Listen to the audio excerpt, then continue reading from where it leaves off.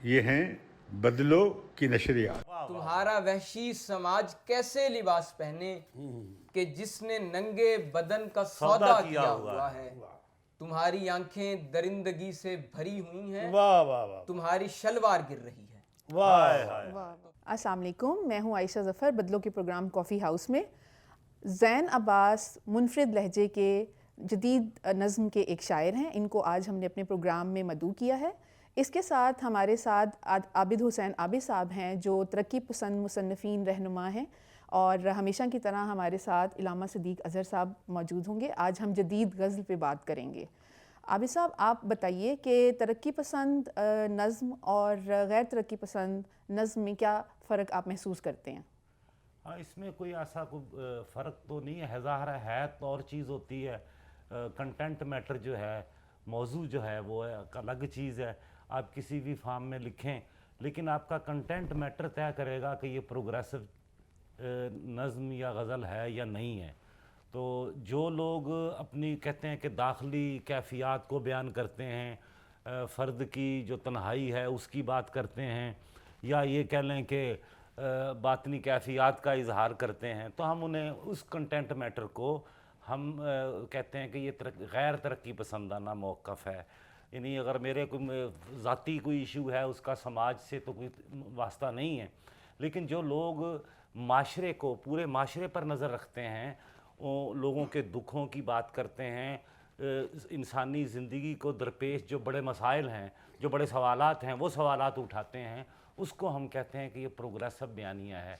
वो तरक्की पसंद चीज़ कहलाएगी, तख्लीक कहलाएगी, जिसमें फ़र्द से लेकर माशरे तक के जो इश्यूज़ हैं, समाजी नाइंसाफ़ी के, माशी नाइंसाफ़ी की जितनी भी शक्लें हैं, वो जो डिस्कस करेगा आदमी, वो प्रोग्रेसिव बयानिया कहलाएगा, तरक्की पसंद चीज़ कहलाएगी। इसमें आबिद साहब, आपकी बात को आगे बढ़ाता हूँ मैं कि जो हमारे आज में शायर हैं ज़ैन अब्बास, ये बड़े एक मुनफरद लहजे के शायर हैं।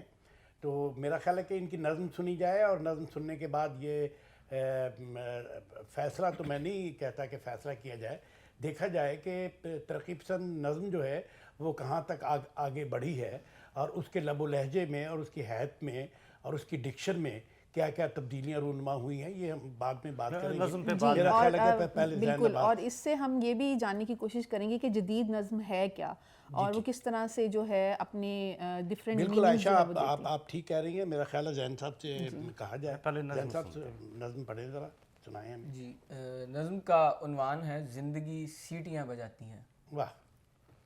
ये सांसों के चलने को क्यों ज़िंदगी की अलामत कहा है। वाह वाह ये सांसें तो मुफलिस की भी चल रही हैं, वाह। मगर ये सांसों के चलने को क्यों ज़िंदगी की अलामत कहा है। ये सांसें तो मुफलिस की भी चल रही हैं, गरीबी के शोले निगलना और इस सांस की खस्ता रस्सी पे चलना। अगर मेरी कोई करामत नहीं है तो मैं सालहा साल से एक करतब किए जा रहा हूँ। वाह वाह, बहुत अच्छा भाई, बहुत अच्छा। ये सब एक सर्कस है और कुछ नहीं है, वाह। बाकी कि जिसमें फ़कत मैं गरीबी के शोले निगलता हुआ सांस की खस्ता रस्सी पे चलता हुआ एक तमाशा बना हूँ, जिसे देखकर ज़िंदगी सीटियाँ बजाने लगी। बहुत अच्छे, वाह वाह वाह वाह। अज़ल से ये लाइन फिर पढ़ो भाई।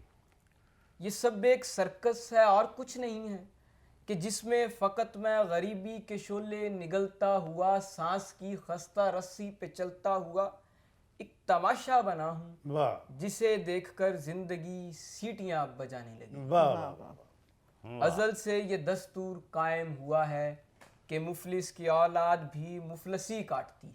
वाह चलो अब ये दस्तूर ही तोड़ डालें। वाह वाह वाह वाह वाह वो यूं बुड़बुड़ाया, वाह। तो फिर उसने खंजर से अपने गरीबी के अकलोते वारस की सांसों की रस्सी को ही काट डाला। वाह। हाय हाय ये मिसरे दोबारा हाय पढ़िए। हाय हाय। ये लाइनें फिर अज़ल पढ़ो। से ये दस्तूर कायम हुआ है कि मुफलिस की औलाद भी मुफलसी काटती है। वाह।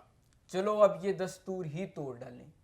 वो यूं बुड़बुड़ाया, तो फिर उसने खंजर से अपने गरीबी के अकलोते वारस की सांसों की रस्सी को ही काट डाला। हाय हाय वो खुश था कि अब उसका लख्ते जिगर मुफलसी की अजियत से आज़ाद यूं हो गया है वाह कि जैसे किसी कैद से कोई पंछी। वाह तो फाके के धागों में उलझे बदन की अचानक से आंखों के पर्दे हटे वाह वाह और वो आलम ख्वाब से जाग उठा। वाह वाह वाह वाह। फिर उसकी निगाहों ने अपने गरीबी के अकलौते वारिस को देखा तो रोने लगा वो कि उसकी तरह उसकी गुर्बत का वारिस गरीबी के शोले निगलता हुआ सांस की खस्ता रस्सी पे चलने लगा है। वो भी एक सर्कस का जोकर बना है वाह जिसे देखकर जिंदगी सीटियां फिर बजाने लगी। हाय हाय हाय हाय वाह वाह। वाह वाह गरीबी के शोले निगलता हुआ। वाह वाह वाह। और एक ज़िंदगी सर्कस है, बिल्कुल और इसको काफ़ी जिंदगी हद एक तक रिलेट किया जा बहुत- सकता है। बहुत बहुत बहुत खूबसूरत नज़्म है। बहुत जी अलामा साहब, मैं इस पे थोड़ी सी इस पे बात करते हैं पहले। जी जी पहली बात तो ये है कि ये नौजवान जो है ज़ैन अब्बास, ये अपनी उम्र से बड़ी बात कर रहा है। बिल्कुल। इसकी बाकी नज़में भी जो हैं, यानी 20-21 साल की उम्र में, मैं नहीं समझता, बहुत कम लोग हैं जो इस तरह का बयानिया तख्लीक कर रहे हैं। मसलन वो क्या होगा, वो उसकी कोई मोहब्बत के मामलात होंगे, वो या इस तरह के इश्यूज पर वो, आबिद साहब पुष्कन 30 बरस की उम्र में इंतकाल कर गया था। यही तो बात है अलामा साहब जो हम करने जा रहे हैं। तमाम बड़े शोरा आप देखें जिन्होंने बड़े काम किए हैं, छोटी उम्र में चले। छोटी उम्र में चले गए वो लोग। इसलिए मैं कह रहा हूँ कि हम अपने समाज की बात कर रहे हैं। हमारा जो अदबी मंजरनामा है, इस अदबी मंजरनामे में इस उम्र के बच्चे को या नौजवान को चीज़ों की समझ ही नहीं है। मुझे माशरा क्या है, जी।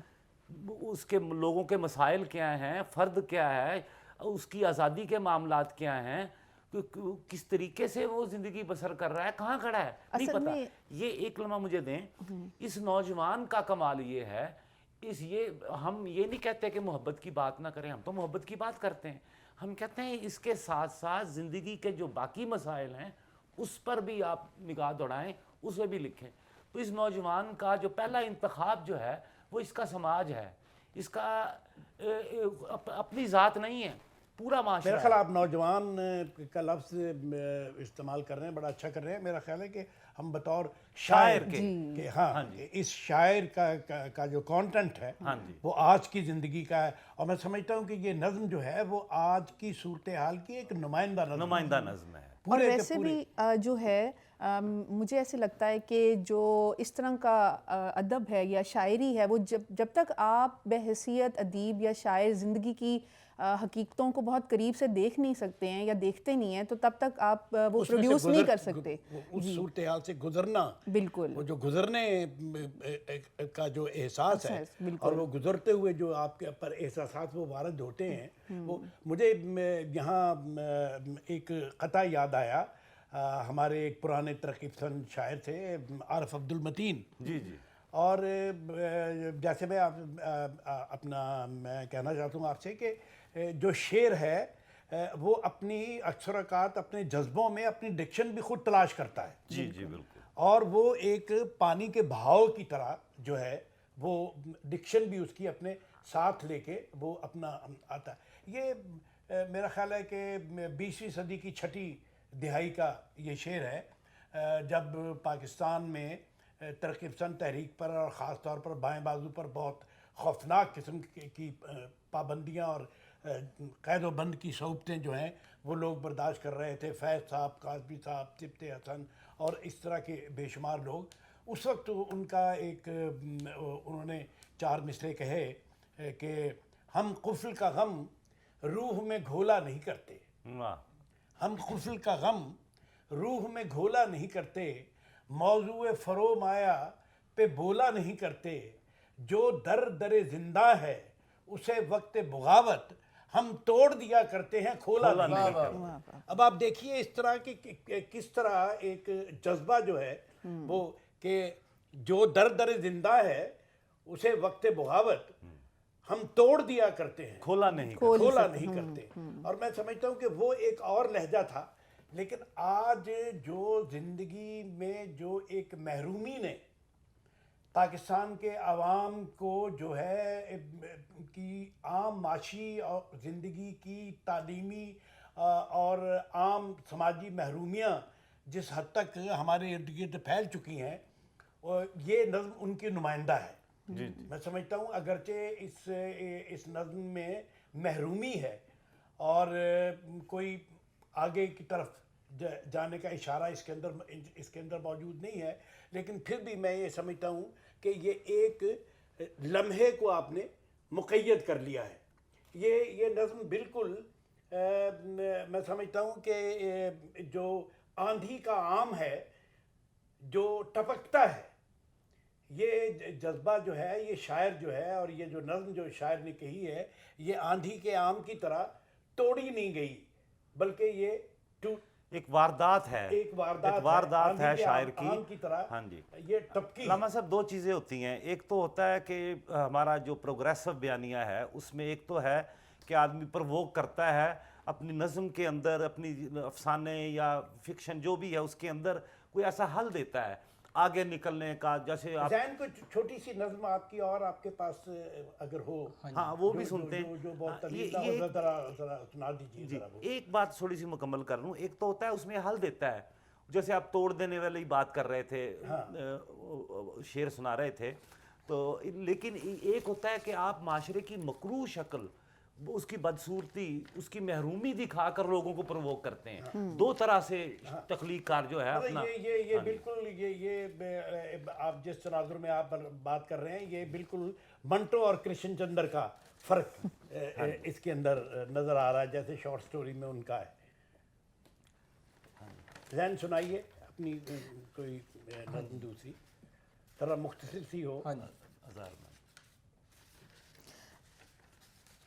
अच्छा इलामा साहब, जी जितनी देर में जो हैं वो अपनी नज़्म कोई सिलेक्ट करते हैं, तो मेरा सवाल आपसे ये होगा कि आप नज़्म और गज़ल में तख्लीकी तौर पे क्या जो है वो फ़र्क देखते हैं, और आपके ख्याल में वो तख्लीकी लिहाज से अपने लिखने वाले को उसके कैसे करते हैं? मरहलों में कि क्या मतलब फ़र्क होता है? मेरा ख्याल ज़ैन का पहले नज़्म सुन लें, फिर इस पे बात करते हैं। इस नज़्म का उन्वान है आज़ारबंद। सुलगने वाले नगर की रोशन सड़क पे कोई फटा पुराना लिबास पहने ये कह रही थी। वाह, हाय हाय, सुलगते, वाह वाह, सुलगने वाले नगर की रोशन सड़क पे कोई फटा पुराना लिबास पहने ये कह रही थी।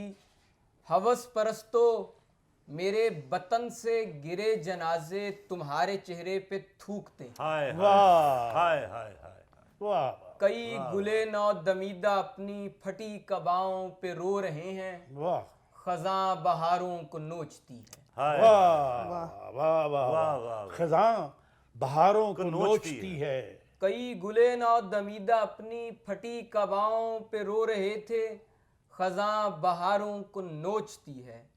तुम्हारा वहशी समाज कैसे लिबास पहने वाह, कि जिसने नंगे बदन का सौदा किया हुआ। वाह, बहुत अच्छे। वाह, बहुत फिर पढ़ो ये दोनों लाइनें। वाह वाह, तुम्हारा वहशी समाज कैसे लिबास पहने कि जिसने नंगे बदन का सौदा किया हुआ है। तुम्हारी आंखें दरिंदगी से भरी हुई हैं। वाह, वाह, वाह, तुम्हारी शलवार गिर रही है। वाह, तो बस्ती वालों सुनो, तुम अपने लिए ये आज़ार बंद ले लो।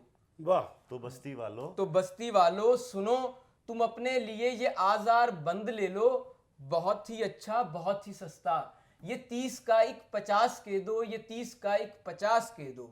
तुम्हारी शलवार का गला ये दबाए रखे, हमारी इज्जत बचाए रखे। ये 30 का एक 50 के दो। वाह, वाह, वाह, बहुत अच्छे। वाह, वाह, ज़ैन बहुत खूबसूरत। उलमा साहब, ये है कमाल है। प्रोग्रेसिव बयानिया जिसकी हम बात कर रहे थे कि प्रोग्रेसिव और गैर प्रोग्रेसिव जो है तख्लीक, उसमें फ़र्क क्या है। ये है, ये देखें आज का सवाल है। Exactly. आज कल जो आजकल हालात हो रहे हैं, बिल्कुल। जो ना 5 साल की बच्ची के महफूज है, साथ, ना 80 साल की औरत महफूज है। तो ये सोचने वाला हसास आदमी जो है इस तरीके से चीज़ों को अपनी गिरफ्त में लेता आप है। देखें कि वो जो एक अपना यहाँ पर मोटरवे पे जो वाकया हुआ है, हाँ जी, उस वाकये के बाद दर्जनों वाकयात और हो चुके हैं। जी, और हो चुके हैं। जी, ऐसा ही तो है। ये है वो अब- शायर जो अवाम के साथ खड़ा है, जो जिंदगी को देख रहा है। और अब वो खबर जो है वो एक कालमी छपती है, जी, वो وہ جتنا اس خبر کو جتنی اہمیت ملی، اور وزیر اعظم بھی پریشان اور جناب علی وزیر اعلیٰ کے بیانات بھی اور وزراء کے بھی، اور اب وہ واقعات جاری ہیں، لیکن وہ ایک سنگل کالم خبر جو ہے وہ چھپتی ہے. یعنی معاشرے میں اس حد تک بے حسی ہے کہ احساس ہوتا ہے کہ شاید واقعی میں یہ جو بھوک ہے وہ اتنی بڑھ چکی ہوئی ہے کہ وہ نہ یہ دیکھتی ہے کہ کون 5 سال کی بچی ہے یا کون 80 سال کی عورت ہے، جیسے آپ نے کہا.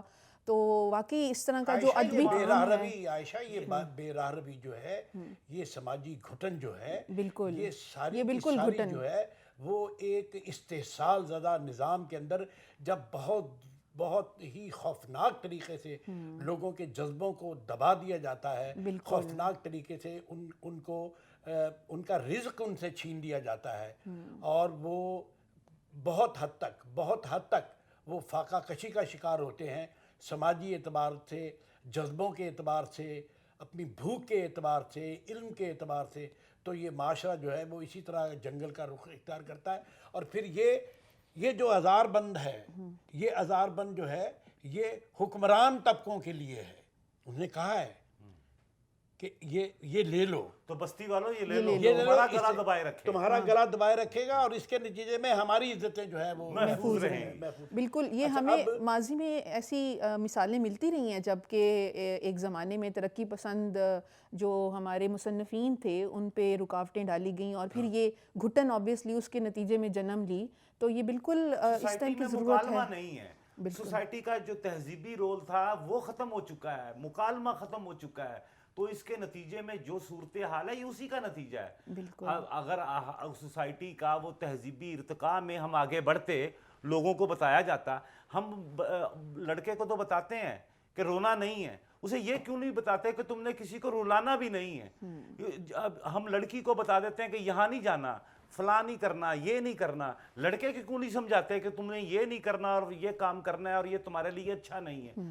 گھروں کے اندر تربیت نہیں ہے، تعلیمی اداروں کے اندر تربیت نہیں ہے. یہ گلا سڑا نظام جو ہے، تربیت کا مرحلہ تو تب آئے گا کہ جب آپ کے پاس گھروں کے اندر روٹی روزگار جو ہے وہ میسر ہوگا. اس سے وقت بچے گا کہ آپ ثقافتی اور مجلسی تربیت اپنی اولاد کے لیے کر سکیں گے. آپ کے پاس وقت ہو، آپ کے پاس تو اپنا پیٹ بھرنے کے لیے جو ہے وہ اس کی نگر میں اصل میں انسان کو پھنسا ایسے دیا گیا ہے روٹی اور روزگار کے چکر میں کہ باقی تو پیچھے کچھ بچتا ہی نہیں ہے. وہ ایک شعر ہے شاید منیر نیازی کا ہے کہ نگر میں شام پڑ گئی ہے کاہش معاش میں، اور زمین پہ رینگتے ہیں لوگ رزق کی تلاش میں.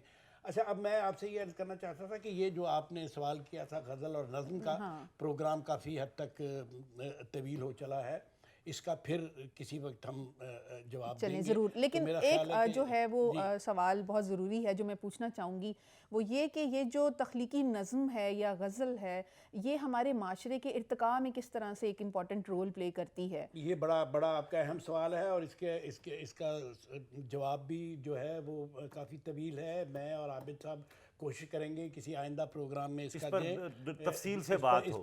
مختصراً میں ایک بات کرنا چاہوں گا ذہن کے حوالے سے. یہ دیکھیں، ایک ہماری جو شاعری ہے اس میں سیدھا لوگ لکھتے ہیں، علامت اور استعارے سے لوگ نہیں لکھتے. جو بڑی شاعری ہوتی ہے وہ علامت اور استعارے کے ساتھ اپنی بات بیان کی جاتی ہے. اس نوجوان کو یہ پتہ ہے، زین عباس کو، کہ میں نے اپنی لائن بنانی ہے تو پوئٹک بنانی ہے. یہ سیدھی بات نہیں ہے. آپ نظمیں ہماری خاص کر جو ہماری نثری نظم آ گئی اور اس نظم آگے بڑھ گئی، ٹھیک ہے، میں اس کا مخالف نہیں، ہم تو ہم ہی ہیں، لیکن کم از کم شاعری کو شاعری ضرور ہونا چاہیے. پوئٹک سینسیبلٹی اس میں ہونی چاہیے. اگر لے مین کی بات، خانچہ فروش کی بات، ریڑی والے کی بات، تہ بازاری والا بھی اسی طرح بات کرے گا اور شاعر بھی ویسے ہی بات کرے گا، تو پھر یہ کوئی شاعری نہیں ہوگی. شاعری وہی ہوگی جو جس لہجے میں یہ اس نوجوان نے ہمیں نظمیں سنائی. اجازت لی جائے. جی، بہت شکریہ. آپ لوگوں کا بہت ہی دلچسپ پروگرام تھا. شاعری یقیناً معاشرے میں ایک گھٹن زدہ معاشرے میں ایک ہوا کا روزن ہوتی ہے. ہمارے چینل کو آپ سبسکرائب کریں تاکہ ہم ایسے ہوادار جو درازیں ہیں وہ آپ کے پاس لے کر آتے رہیں. انشاءاللہ اگلے ہفتے پھر آپ سے ملاقات ہوگی. اجازت دیجیے. اللہ حافظ.